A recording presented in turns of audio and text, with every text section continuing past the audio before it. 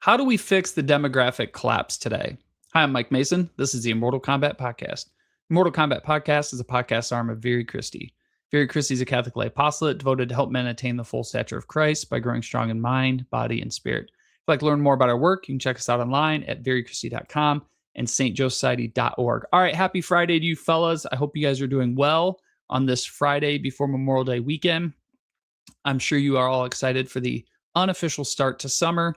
Hopefully, where you are, you'll start getting warm weather, enjoy some baseball and barbecue this weekend, and some well-earned time off.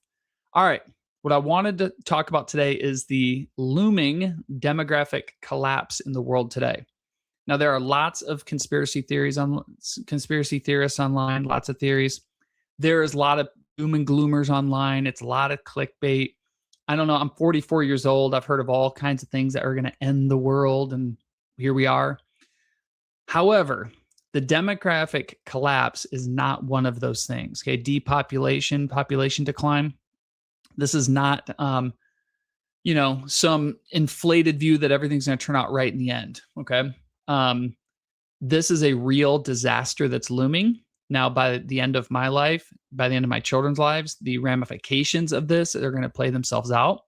Just anecdotally, when I was in France in 2007, and then I was also in Italy in 2017, when I was talking to locals there, they were talking about just this problem of population decline in their cultures. Both the French and the Italians told me that in 50 years, there will be no French culture and there will be no Italian culture. Their birth rates are so low that they are literally choosing them to extinguish themselves. So these two great cultures are going to be gone in 50 years. And that's just reality when you look at the numbers. Okay. Here in America, we're a little bit better off, but we're not great.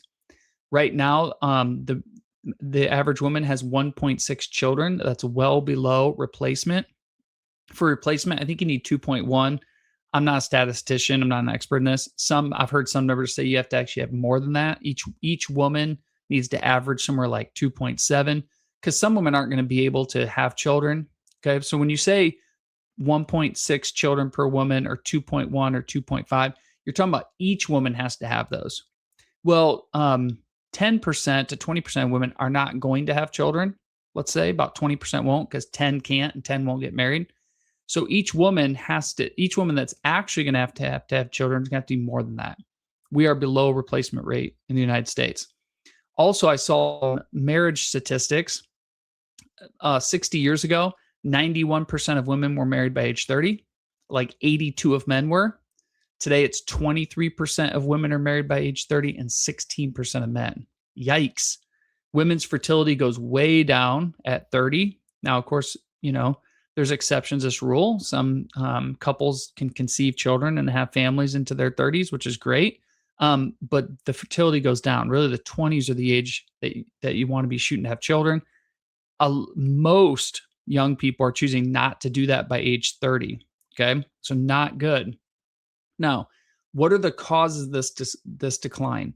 Well, I try to keep these podcast reflections to, about 12 minutes or so I can't get all the details, but I do want to pull a few out that are kind of common ones to comment on. And then I want to talk about a way out. One is we live in a very decadent culture. There's this phenomena called dinks. Okay. These people that call themselves dinks. Dinks stands for dual income, no kids. So these people will be married or partnering up or whatever. They both work and then they just spend all their money recreating, going on vacation, stuff like that. And then they post videos about this. Okay. So in our decadent culture, people are choosing to live the aesthetic life, right? To go to concerts, to go view pieces of art, to go to sporting contests, to have fun, to travel and do those sorts of things. Okay. Our culture, because we're materially very well off, affords people the opportunity to do this, and they're choosing that. Now, some of these people, I'm sure if you interviewed them and say, well, I'll have children someday. But as I said before, when you put this off too long, the fertility rate goes way down, and many women have a difficult time conceiving later. So even if they're planning on getting married late in life, it just doesn't work out that way. Okay. So our decadent culture encourages people not to get married. Second, young women have been told for the last, 120 years at least, that they should forego marriage and children and set their sights on college education and career and things like that. Women are very much told from a young age that they have to go to college and they have to get a job. And they downplay the importance of family or how honorable and beautiful it is to be a stay at home mom. A lot of girls are discouraged from doing that. Well, of course, if we're going to pump propaganda into these young ladies' heads for that long, they're going to choose that. And we shouldn't be surprised by that. Second, if you get online and listen to young men today, young men are very disenfranchised by our contemporary culture. A lot of them look at marriage. They also have been trained not to have a good view of it. Second, they look at a legal system that, if you get married to this girl and she decides to divorce you, lots of divorces are initiated by the wife. They're going to lose half their money. I remember some of the most painful classes I taught is when I taught sacrament marriage in class. A lot of students who were children of divorce flat out told me they don't want to get married because they don't believe love can last. Okay. So you have young men and young women who've been given a lot of propaganda against marriage. They've not had good examples of it. They don't believe it's possible to live a long, happy life in a monogamous, loving marriage. So they choose to opt out of it. Now, before we think that these problems are merely 21st century problems or late 20th century problems, the Danish philosopher Soren Kierkegaard, in his book Either Or, actually addresses some of this stuff too. So in the first part of that book, called the aesthetic part, he talks about how the aesthete just wants to live a life of comfort and pleasure and adventure and things like that. The great enemy is boredom. In the second part, Judge Williamson comes in and he's trying to convince people to live what Kierkegaard calls an ethical life, where he encourages them to take on the duty of marriage and the goods of it.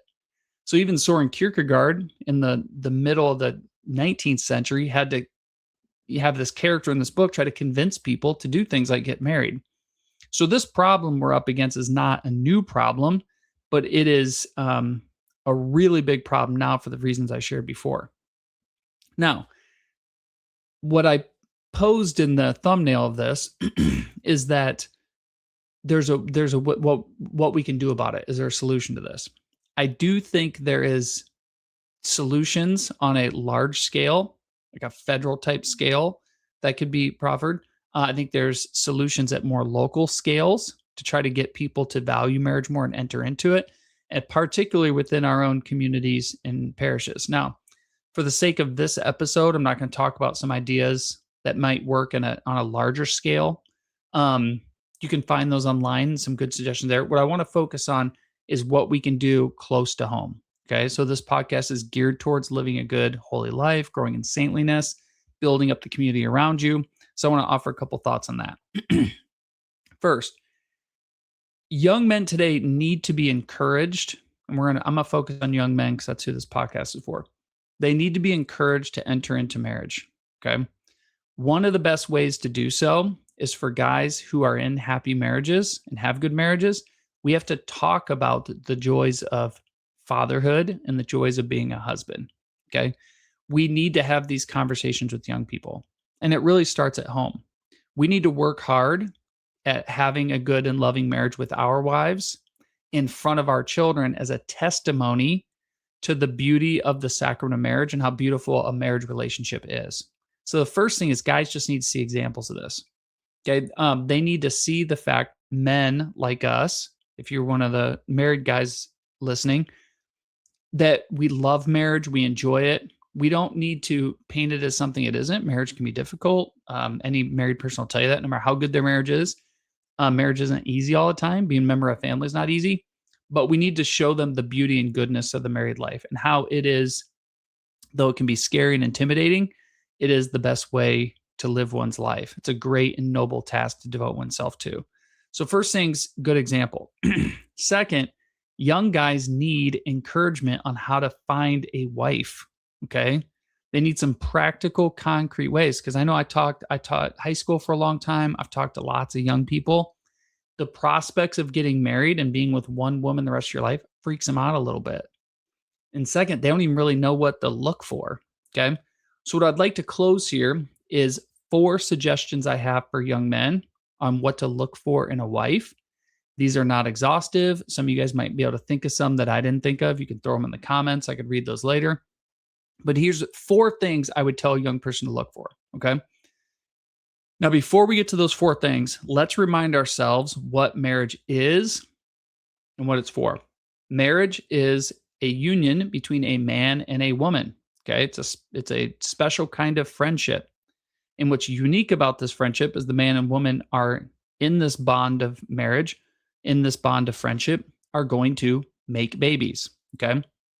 The primary end or the primary goal of marriage is to procreate and educate children, okay, to raise virtuous, Christ like, holy children. The man and woman come together in order to make babies. I don't mean that in a crass sense, but that's what it is, right? To have children, to raise them well so that they can be good, productive members of society and also good, productive members of Christ Church, okay? The secondary end of marriage supports the primary, and that is the mutual support. Okay, so the man and woman support one another to become the men and women God wants them to be, to live good and happy lives, and also as a remedy for concupiscence. Okay, what that means is the sexual passions are very powerful, and the only moral outlet for those passions and those appetites is within the marriage bond. And so that is a legitimate secondary end of marriage. Okay, and what I just read to you is right out of the Code of Canon Law. Okay. So those are the ends of marriage. Now, when you get married, to successfully fulfill the primary end, procreation, education, children, and the secondary end of mutual support and remedy concupiscence, you need to pick the right mate. Okay. And so these 4 things is what I would tell a young person to look for in a spouse. Okay. Again, I'm going to pass these on briefly. They're probably worthy of having longer discussion. Okay. But I'll throw them out for your consideration. First thing I would suggest for a young man, first piece of advice, the girl's got to be good looking. Okay. I think a lot of guys would be surprised I would start there. If the point of marriage is to procreate and educate children, you have to be attracted to the girl you're going to do that with. Okay. So the first consideration is she's got to be good looking. Okay. You got to think she's good looking. All right. That's a good place to start. Now, thanks be to God, there are many good looking girls in the world, many beautiful girls.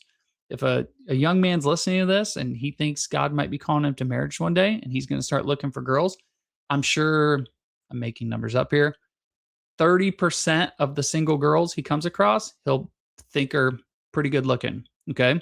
So the good news is God makes lots of beautiful women. And so young men will be able to identify girls that they find attractive. Okay. That's the first one. Now, that alone is not a reason to get married, but it's a really good motivation to get to know a girl to see if she's suitable for marriage, which brings me to the second point. The second point is I would encourage young men to find a best friend. Okay. The girl you choose to marry needs to be a best friend. Okay. My wife and I have been married 20 years. We have a good and happy marriage. From the first time I met her and until today, she's the easiest person I have to talk to. Okay. It's easy for me to be around her. It's never been difficult. She's easy to talk to. She's fun. She's funny. She's smart. She's just really enjoyable. Okay. So she passed test number 1 because she's cute. She passes number 2 because I just enjoy doing life with her. When you raise a family, it's difficult. Okay. There's lots of pressure on the family, financial, emotional. There's just lots of stuff that goes on with the family. One of the joys of marriage is just enjoying doing life with the other person. Okay. Find a girl that it's just easy to spend time with, that you enjoy talking to her. You enjoy laughing with her. You enjoy doing adventurous things with her. Okay. So good looking and enjoyable to be around. We'll lump those two together to be like, those are the romantic parts. If you don't have those 2 things there, marriage will not be as enjoyable as it can be. So you want to start with those 2. Okay. Let's say you find a girl that's good looking and you find one that you really enjoy to be around, like to spend time with. The third thing is what we may call the arranged marriage aspect. In an arranged marriage, right, one's parents choose a suitable spouse. I'm not saying you need to go to your parents and have them arrange a marriage. Okay. What I am saying though is, if you were to think about someone your parents would arrange a marriage with you, what would they look for? My guess is they would look for a common religion, common values, common education, common goals in life, common family backgrounds, all those sorts of things. Guys, when you're going to get married, okay, young men, you need to, you got to kind of put your feelings aside. The fact she's good looking and fun, and there's a business side to it too. Okay. You have to look at, does she share my religious values? One of the best things I did, and I think this was the Holy Spirit, is before I met my wife, when I became a Christian in college and decided I wanted to start dating to get married, a thought popped in my head. I'm not dating any woman who doesn't love Jesus Christ more than she loves me. Okay. So for all the good looking, fun girls, if they didn't love Christ more than me, I was not going to date them to marry. That was one of the best thoughts I ever had. Okay. Because since my wife is more devoted to Christ than she is to me, that makes her a good wife. It really helps her to be a good wife. You need to find a woman who has like your religious convictions. Okay. She needs to have your same values, moral values, life values. You need to be on the same page when it comes to values. Okay. Moral values. I'm not saying there won't be any disagreements on some topics. Okay. That's normal, but you need to be in tune with each other on all the big ones. Do you guys come from common family structures? Okay. Do you have common expectations of what married life is and what family life is? That's super important. Okay. Do you have a supportive future in-laws that are going to help you guys stay married and be married? The business side is very, very, very important. When you don't have number three, the good looks and the romance and fun, if you don't have number three, it's going to put a lot of tension, because when you get married, you're not getting married to be a 24-year-old for the rest of your life. You're going to be a 34-year-old, 44, and 54. The strong bond of all those things in number three are going to keep you two together when she doesn't look as cute as she was when you're married, because sometimes she won't, and neither will you. She won't always be pleasant to hang out with, and neither will you. So when 1 and 2 waver from time to time, if number 3 is there, that can get you through those tough times because you guys share your deepest convictions. Okay. Now, the good news for you guys, you guys listening, there are lots of pretty, fun Catholic women out there. Ask God for one and go find her. Okay. These are not impossible to find. These aren't unicorns. Okay. You might need to look, you might need to get to know her. You might need to hang out in the right places to meet her, but you can find a girl with all 3 of those. Number 4 is you both have to be utterly committed to make the marriage work. My parents taught me from when I was a kid, my dad and mom and dad both told me this: you get married once and divorce is not an option. So my mindset was, when I get married, divorce isn't an option. Any tough times I've gone through in my marriage, okay, when it just, because marriage is tough sometimes, okay? For the most part, it's been very joyful. 20 years of bliss. It's been great. Okay. I love it. But it's tough sometimes. I'm not going to lie to you guys. And any married guy in here would agree with that. It's tough sometimes. However, when those times got tough, I would always tell myself, divorce is not an option. So I'm either going to sit here and be miserable in this marriage, or I'm going to put some effort into it to resolve whatever issue is popping up right now. So I can sit here and be miserable, or I can put the effort in to fix it. And because I had that commitment to our marriage and my wife has that commitment, we've always been willing to come back to the table and work at it. And what I have found, and statistics back this up too, when you hit a rocky patch in marriage, sometimes when you work through it, the vast majority of people who work through it overcome the difficult things and the joy comes back. Okay. But you have to have that commitment.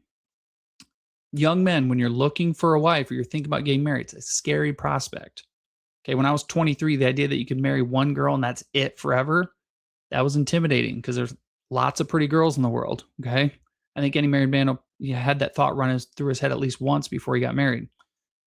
But what I'm telling you guys is, if you have these 4 things, you don't need to be afraid that it's not going to work. Okay, if you have all 4 of these in place, statistically, I would venture it's practically impossible that you won't stay married and have a good and happy marriage. What are the 4 things? Find yourself a good-looking girl who's really fun to hang out with and do life with, who shares your values, shares your religion, shares your convictions, loves Jesus Christ more than she loves you, and that you will look her in the eye before you're married and tell her, divorce is not an option. I'm in this for the long haul. When she looks at you and says the same, I think you guys will build a happy and beautiful life, and we can turn around this demographics. Guys, we have to show young men a way forward and start inspiring. I'm speaking to the older guys now. We have to inspire these young fellas to take on the mantle of leadership, of leading a wife and children to heaven. It's the greatest adventure you can take on. So if you're not called to the holy priesthood, be called to the domestic priesthood. Okay. Be the father of that family, that local domestic church. It is a great adventure. And guys, if that's something that you feel like you're called to and you want to do, ask God to bring you a woman that fulfills those four things, and you'll build a happy and beautiful life together. All right. Whoa, I went a little bit over than usual. I hope that's helpful for you guys. Pop some comments in the comments below if you'd like. There's lots more to be said on this topic. There's probably things I overlooked or didn't say as well. Feel free to throw those in there as well. If you're a married man who loves the sacrament of marriage and you have a good marriage, share that good news with people. Encourage young men, help them along, and let's turn this thing around. All right. Fellas, have a wonderful Memorial Day weekend, and I'll look forward to talking to you guys next week. God bless.